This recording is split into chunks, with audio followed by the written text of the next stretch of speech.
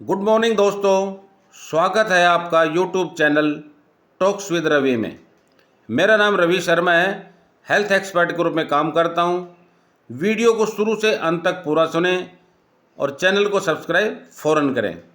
दोस्तों, आज हम जिस विषय पर बात करने जा रहे हैं वह बहुत ही संवेदनशील और इम्पोर्टेंट है, और वह है मिर्गी रोग, जिसे अंग्रेजी में एपिलेप्सी कहा जाता है। भारत ही नहीं बल्कि पूरी दुनिया में मिर्गी से पीड़ित लोगों की संख्या बहुत अधिक है। वर्ल्ड हेल्थ ऑर्गेनाइजेशन के अनुसार दुनिया भर में लगभग 5 करोड़ लोग इस बीमारी से जूझ रहे हैं, और इनमें से ज़्यादातर विकासशील देशों में रहते हैं। भारत में भी लाखों लोग इस विषय के शिकार हैं। दुर्भाग्य की बात यह है कि आज भी हमारे समाज में मिर्गी को लेकर बहुत सारी गलतफहमियां और अंधविश्वास फैले हुए हैं। कुछ लोग इसे भूत प्रेत या किसी अशुभ ताकत का असर मानते हैं, जबकि सच्चाई यह है कि मिर्गी पूरी तरह से मस्तिष्क से जुड़ा एक न्यूरोलॉजिकल डिसऑर्डर है, जिसका इलाज पॉसिबिलिटी है। इस रोग में व्यक्ति को अचानक दौरे यानी कि सीजर्स पड़ते हैं। कभी यह दौरे कुछ सेकंड तक रहते हैं और कभी कई मिनट तक। कई बार रोगी अचानक गिर जाता है, हाथ पांव पकड़ने लगते हैं, मुंह से झाग निकलता है, या कुछ समय के लिए व्यक्ति होश खो बैठता है। यह स्थिति न केवल रोगी बल्कि उसके परिवार के लिए भी डरावनी लग सकती है। लेकिन दोस्तों, मिर्गी कोई ऐसी बीमारी नहीं है जिससे जीवन रुक जाए। अगर सही जानकारी, समय पर इलाज और परिवार का सहयोग मिले तो मिर्गी से पीड़ित व्यक्ति भी बिल्कुल सामान्य जीवन जी सकता है। आज की इस वीडियो में हम आपको बताएंगे कि आखिर मिर्गी होती क्या है, इसके क्या कारण हैं, इसके लक्षण सिम्टम्स कैसे पहचाने जाते हैं, इसका इलाज किस तरह किया जाता है, और दोस्तों सबसे ज़रूरी बात यह है कि मिर्गी के दौरान रोगी की सही हेल्प कैसे करें। तो चलिए दोस्तों, बिना समय गंवाए शुरू करते हैं आज का यह बेहद इम्पोर्टेंट और जागरूकता बढ़ाने वाला वीडियो कि मिर्गी रोग की हमें पूरी जानकारी कैसे देनी चाहिए। दोस्तों, मिर्गी कोई साधारण बीमारी नहीं है, बल्कि यह माइंड से जुड़ी हुई एक पुरानी न्यूरोलॉजिकल कंडीशन है। हमारे दिमाग में करोड़ों की संख्या में न्यूरॉन्स होते हैं जो आपस में इलेक्ट्रिकल सिग्नल्स के माध्यम से एक दूसरे से संवाद करते हैं। इन संकेतों के माध्यम से ही हम सोचते हैं, बोलते हैं, चलते हैं और हर काम करते हैं। लेकिन जब किसी कारणवश यह विद्युत यानी कि इलेक्ट्रिक गतिविधि असामान्य हो जाती है, यानी कि अचानक बहुत तेज या असंतुलित हो जाती है, तो माइंड के कुछ हिस्से पर उसका असर पड़ता है। यही असामान्य इलेक्ट्रिक गतिविधि अचानक दौरे यानी कि सीजर्स के रूप में प्रकट होती है। और जब किसी व्यक्ति को बार बार दौरे पड़ते हैं तो इस कंडीशन को हम एपिलेप्सी कहते हैं, यानी कि मिर्गी कहते हैं। दोस्तों, यहाँ ध्यान देने वाली बात यह है कि हर दौरा मिर्गी नहीं होता। कभी कभी तेज़ बुखार, सिर पर चोट या किसी अस्थायी समस्या के कारण भी दौरा आ सकता है। लेकिन अगर दौरे बार बार आएँ और लंबे समय तक बने रहें, तभी उसे मिर्गी की श्रेणी में रखा जाता है।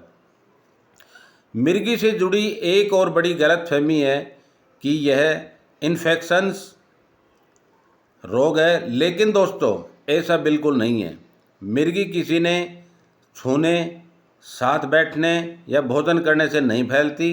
यह रोग केवल न्यूरोलॉजिकल असामान्यता की वजह से भी ये होता है। वर्ल्ड हेल्थ ऑर्गेनाइजेशन के आंकड़ों के अनुसार दुनिया भर में हर 100 लोगों में से एक व्यक्ति मिर्गी से अफेक्टेड है। भारत जैसे देश में भी लाखों लोग इस बीमारी के साथ जीवन जी रहे हैं, लेकिन दुख की बात यह है कि उनमें से बहुत से लोग सही इलाज और जानकारी से वंचित रहते हैं। इसलिए दोस्तों, हमें समझना होगा कि मिर्गी कोई अभिशाप नहीं है, यह कोई भूत प्रेत या तंत्र मंत्र की प्रॉब्लम नहीं है, बल्कि यह एक मेडिकल प्रॉब्लम है जिसका सही इलाज हमारे लिए मौजूद है। दोस्तों, मिर्गी एक ऐसी कंडीशन होती है जिसमें माइंड की सेल्स असामान्य इलेक्ट्रिक संकेत उत्पन्न करती है, जिसके कारण रोगी को बार बार दौरे आते हैं। सही इलाज और सहयोग से मिर्गी के रोगी भी सामान्य और सफल जीवन जी सकते हैं।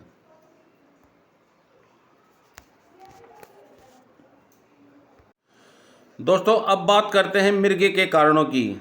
कई लोग यह मानते हैं कि मिर्गी अचानक बिना वजह हो जाती है, लेकिन असलियत यह है कि इसके पीछे कई चिकित्सीय और साइंटिस्ट कारण हो सकते हैं। चलिए इन्हें विस्तार से देखते हैं।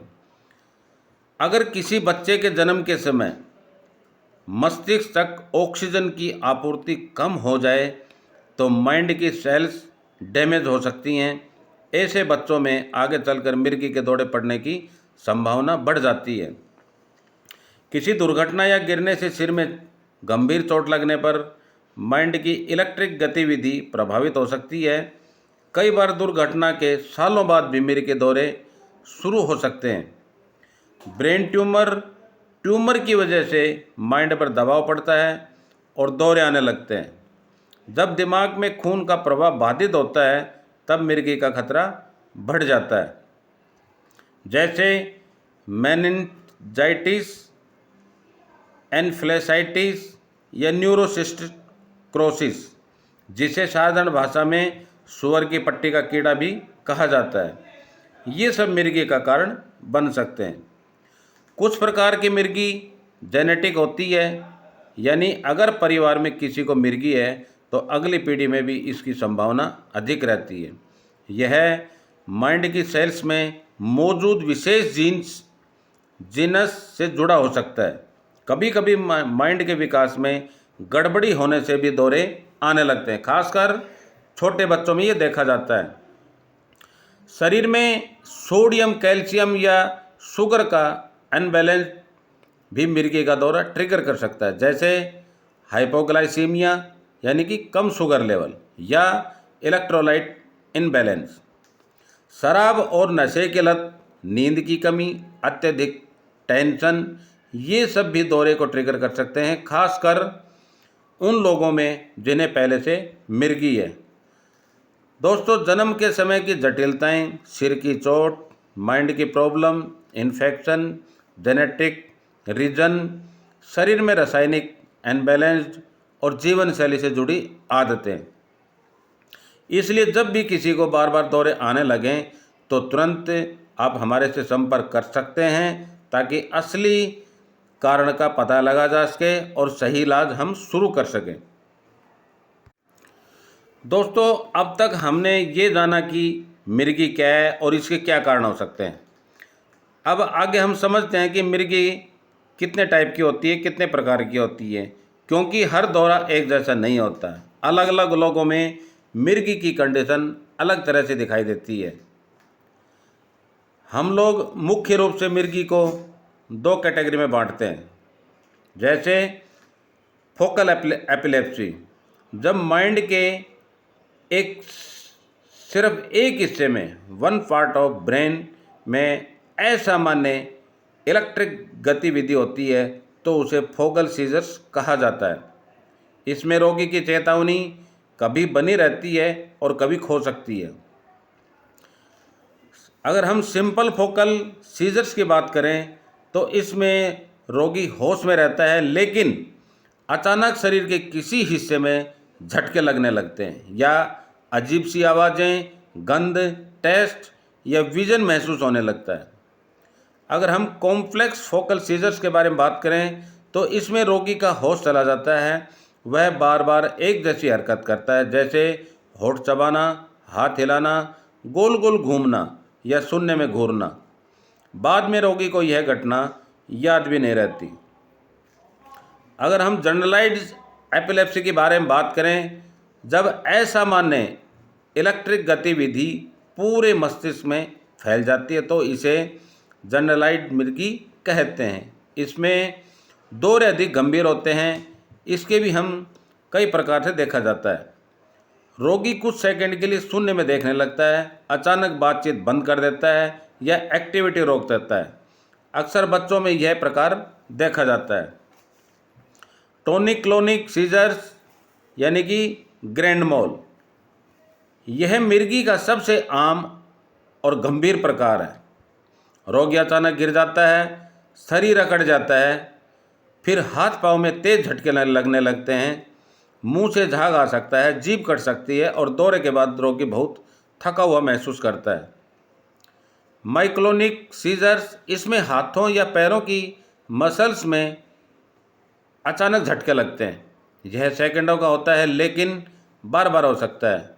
एटोनिक सीजर्स, इसमें अचानक मांसपेशियों की ताकत खत्म हो जाती है और रोगी गिर जाता है। चोट लगने की संभावना अधिक रहती है।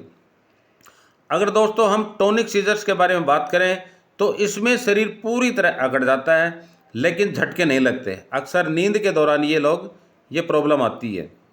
क्लोनिक सीजर्स, इसमें केवल झटके लगते हैं पर अकड़न नहीं होती। तो दोस्तों मिर्गी कई प्रकार हैं।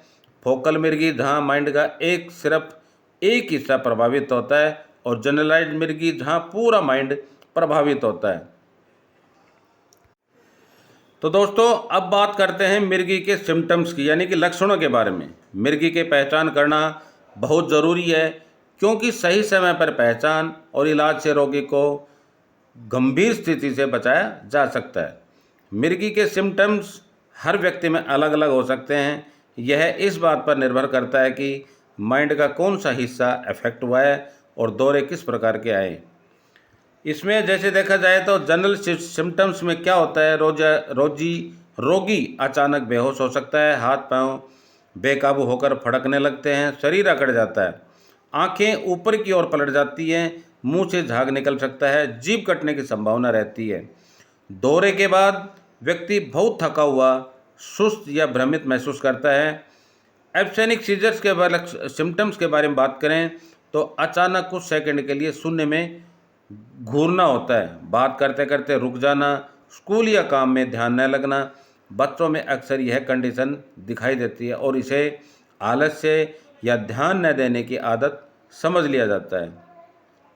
दोस्तों फोकल सीजर्स के लक्षणों के बारे में बात करें तो शरीर के किसी एक हिस्से में झटके लगना, जैसे हाथ या पैर, अजीब सी आवाज़ें, गंध या टेस्ट महसूस होना, अचानक डर, गुस्सा या खुशी महसूस होना, होठ चबाना, हाथ मसलना या गोल गोल घूमना जैसी हरकतें बार बार करते हैं।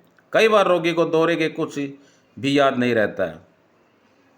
पहले शरीर अकड़ जाता है, फिर हाथ पांव जोर जोर से झटके खाने लगते हैं, रोगी अचानक जमीन पर गिर सकता है। कई बार पेशाब या मल यानी कि लैट्रिन त्याग भी हो सकता है। दौरे के बाद रोगी गहरी नींद में चला जाता है या भ्रम की कंडीशन में रहता है।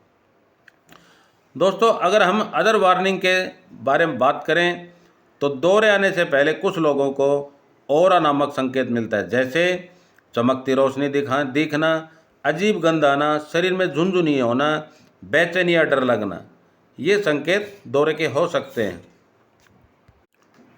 दोस्तों अभी तक हमने आपको मिर्गी के सिम्टम्स के बारे में बताया, लेकिन सिर्फ सिम्टम्स देखकर ही यह तय नहीं किया जा सकता कि किसी को मिर्गी है या नहीं है। इसके लिए सही उपचार यानी कि डायग्नोसिस ज़रूरी है, क्योंकि कई बार दौरे किसी और वजह से भी आ सकते हैं, जैसे तेज़ बुखार, शुगर का अचानक डाउन होना या सिर में चोट लगना। डॉक्टर्स लोग मिर्गी का निदान करने के लिए कई तरीकों का सहारा लेते हैं, जैसे मेडिकल हिस्ट्री। पेशेंट की सबसे पहले डॉक्टर रोगी और उसके परिवार से बात करते हैं। दौरे कितनी बार आते हैं, कितने समय तक रहते हैं और किस कंडीशन में आते हैं। परिवार में किसी और को मिर्गी तो नहीं है, तो वह भी एक अहम संकेत होता है। दौरे के दौरान रोगी का व्यवहार और उसके बाद की स्थिति कंडीशन क्या होती है, यह सब जानकारी हम लोग सही दिशा में लेते हैं।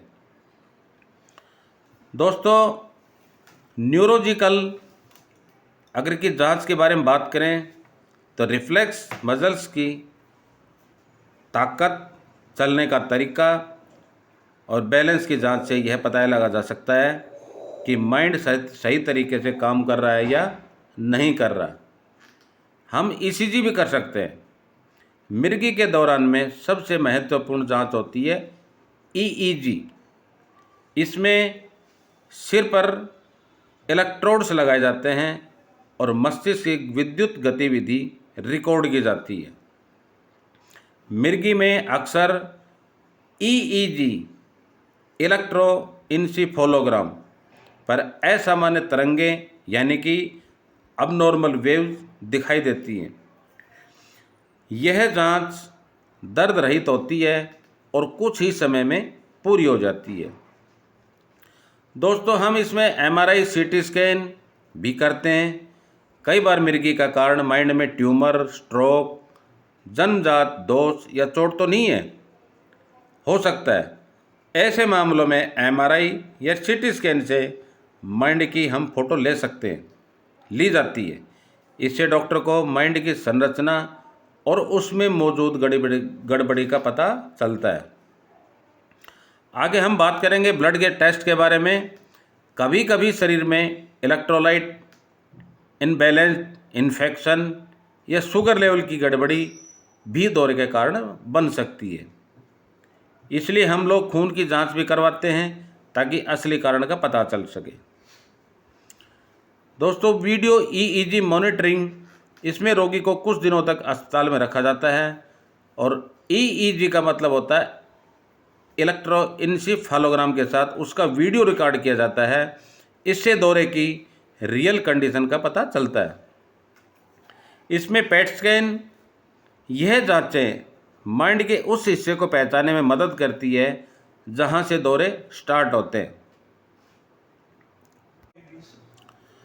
दोस्तों, अब हम सबसे अहम सवाल पर आते हैं कि मिर्गी का इलाज कैसे होता है। अक्सर लोग यह सोचते हैं कि मिर्गी का कोई इलाज नहीं है या यह जिंदगी भर का एक अभिशाप है, लेकिन सच्चाई यह है कि सही इलाज और नियमित देखभाल से मिर्गी को पूरी तरह कंट्रोल किया जा सकता है और रोगी सामान्य जीवन जी सकता है। दोस्तों, इसमें एंटी एपिलेप्टिक ड्रग्स क्या होती हैं, जैसे मिर्गी के इलाज में सबसे पहला और मुख्य कदम है दवाइयों का इस्तेमाल। ये दवाइयाँ माइंड की असामान्य इलेक्ट्रिक गतिविधि को कंट्रोल करती है और दौरे रोकने में मदद करती है, जैसे फेनोबार्बिटोन, फेनिटाइन, कार्बामाजोपिन, वेलप्रोएट। ध्यान रखने वाली बात यह है कि दवाइयाँ लंबे समय तक और रोज़ाना सही समय पर लेनी पड़ती है। कई बार रोगी ठीक महसूस करने लगता है और दवाइयाँ बंद कर देता है, लेकिन यह बहुत खतरनाक है। आप मेडिसिन्स को बिना डॉक्टर के एडवाइस से आप बंद नहीं करना चाहिए। अगर दवाइयों से लाभ नहीं मिलता है और दौरे बार बार आते हैं तो सर्जरी के विकल्प हो सकते हैं। इसमें माइंड के उस हिस्से की पहचान की जाती है जहां दौरे शुरू हो रहे हैं और यदि संभव हो तो उस हिस्से को हटा दिया जाता है। दोस्तों, इसमें एक छोटा सा इलेक्ट्रॉनिक डिवाइस छाती के अंदर यानी कि चेस्ट के अंदर लगाया जाता है। यह डिवाइस वेन्स के माध्यम से मस्तिष्क तक हल्के इलेक्ट्रिक सिग्नल भेजता है, जिससे दौरे कंट्रोल करने में हेल्प मिलती है। यह तरीका उन मरीजों के लिए उपयोगी है जिन्हें दवाइयों से फ़ायदा नहीं हो रहा है। यह एक विशेष प्रकार का आहार है जिसमें फैट्स ज़्यादा और कार्बोहाइड्रेट कम होते हैं। खासकर बच्चों में यह डाइट दौरे कम करने में असरदार साबित हुई है। हालांकि यह डाइट डॉक्टर और डाइटिशियन की देखभाल में अपनाई जाती है। दोस्तों, मैं एक बात बताना चाहता हूं आपको। मैं रवि शर्मा जयपुर से बिलोंग करता हूं। आपको विश्वास दिलाता हूं कि मैं हेल्थ एक्सपर्ट के रूप में काम कर रहा हूं, जिस कंपनी का जिसका Vestige marketing private limited food supplement पे काम कर रहे हैं, नॉट मेडिसिन। अगर आप एक बार कांटेक्ट कर सकते हैं मिर्गी के लिए, लीवर के लिए, माइग्रेन के लिए, हार्ट के लिए, आपको पूरा फ़ायदा मिलेगा। ये सच्चाई है बिल्कुल। एक बार ज़रूर आप मेरे से कांटेक्ट कर सकते हैं किसी भी प्रॉब्लम के लिए। Ayurvedic food supplement. Thank you. आगे हम बात करते हैं कि इसमें नींद लेना बहुत ज़रूरी है। नींद की कमी दौरे को ट्रिगर कर सकती है। तनाव और चिंता को कम करने की कोशिश करें। शराब और नशीली दवाओं से दूर रहें। मोबाइल और कंप्यूटर स्क्रीन का अत्यधिक इस्तेमाल कुछ लोगों में दौरे का बढ़ा सकता है, इसलिए सावधानी रखें और डॉक्टर से आप कंटिन्यू मिलते रहें। Thank you. Wish you wealth. आप चैनल को सब्सक्राइब जरूर करें और बेल आइकन को क्लिक करें।